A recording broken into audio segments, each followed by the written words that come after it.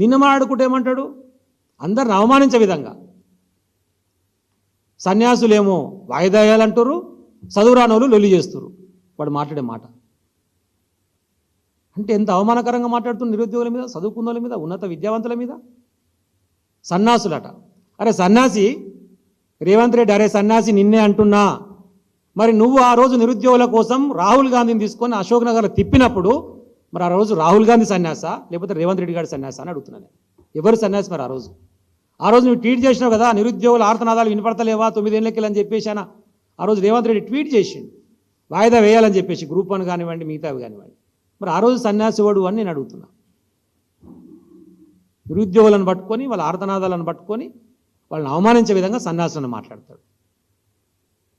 లేకపోతే ఆయన మాట్లాడే మాట ఏంది, కేటీఆర్ గారినో హరీష్ రావు గారినో జయమందరు దీక్ష యూనివర్సిటీకి వచ్చి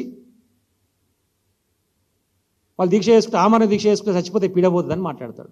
ఒక ముఖ్యమంత్రి వారను నాకు అర్థం కాదు. గిదా మాట్లాడే మాటలు నోటికి. చచ్చిపోమన్నా కోరేది నువ్వు మనుషులని. చేయలేదా మేము ఉద్యమాలు, చేయలేదా మేము దీక్షలు, కేటీఆర్ గారు చేయలేదా, హరీష్ రావు గారు చేయలేదా, ఇక్కడ వేదిక మీద కూర్చున్నటువంటి మా మిత్రులు అందరం కలిసి చేయలేదా, మేము అందరం దీక్షలు చేసిన వాళ్ళమే, 100 కేసులు పెట్టుకున్నలమే, జైలుకు పోయిన వాళ్ళమే తెలంగాణ ఉద్యమం కోసం. అప్పుడు నువ్వేం చేస్తున్నావు, చంద్రబాబు నాయుడు సంకనాకుతున్నావు.